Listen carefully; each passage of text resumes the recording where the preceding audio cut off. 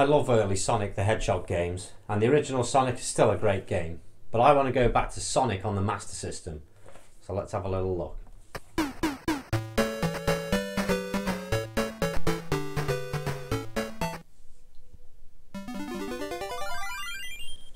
In 1991, Sonic the Hedgehog stormed the market, becoming Sega's official mascot.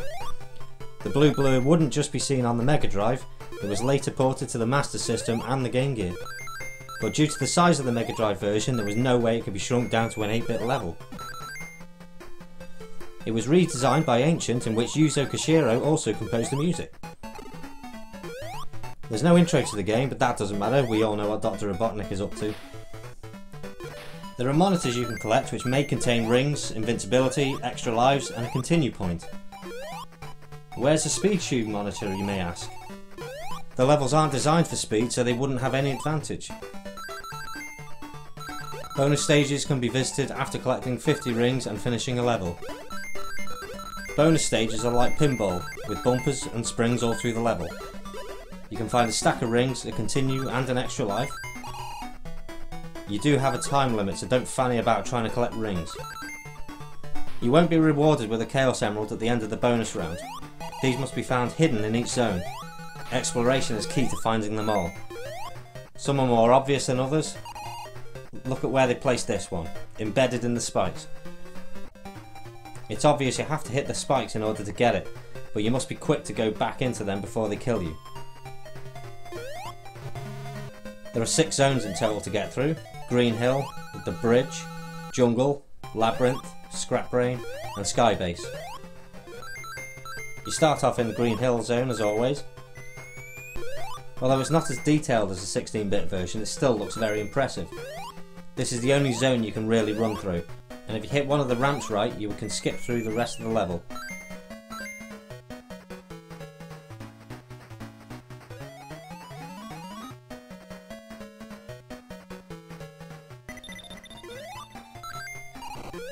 There's still the same badniks as you'd find on the Mega Drive, such as the Motobug, Chopper, Crabmeat and many more. There's no background detail like the Mega Drive version, but you'll be more focused on the game than the actual background. Bridge Zone is more of a challenge as there's plenty of places you can fall from. Timing your jump is crucial or you'll be heading south very quickly. One of the levels is an auto-scroller, so you'll have to take your time with this one. Trying to get to the next platform as quick as you can may land you in hot water, or a cold river in this case. There's a few surprises along the way to make sure you don't get across that bridge. The jungle zone looks amazing with logs, waterfalls and vines. This soon gets more tricky as you have to travel upward to get to the top of the waterfall. The challenge isn't to avoid the badniks, but to make sure you don't fall down. You can quite easily slip off the edge of a platform to your doom. And with the bottom of the screen being the cut-off point, there's no way you can fall and land on a platform further down the waterfall. Labyrinth Zone has made it into the game sadly, and it isn't very forgiving. It isn't as tough as the Mega Drive version, but at certain points it can be very frustrating, like these spikes. And this badnik you have to avoid, as well as the spikes above.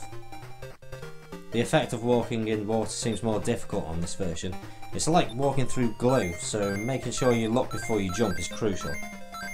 Fortunately the levels aren't too long, and as long as you stop for air frequently you should make it through okay. Scrap Brain Zone is much easier on this game, although it does involve finding the right door to get through to find the end goal. Thankfully the levels are short and remembering where to go isn't too hard. And finally is Skybase Zone. Again, this is so much shorter than I remember. The only big obstacle is the electric lines that pop up every few seconds, which can easily be avoided if you look out for the joining points. You eventually come to the final battle with Robotnik, which is pretty tough as you have an electric beam and an energy ball to avoid. It starts simple, but then the beam becomes more random and choosing your time to strike is more difficult. If for whatever reason you've never played this game before, don't think it's like the 16-bit version, because it's not. And I'm glad it's not really. It's its own unique version that's short but a lot of fun. There are frustrating parts in there, but learning from your mistakes is key. Ancient did a great job making this game.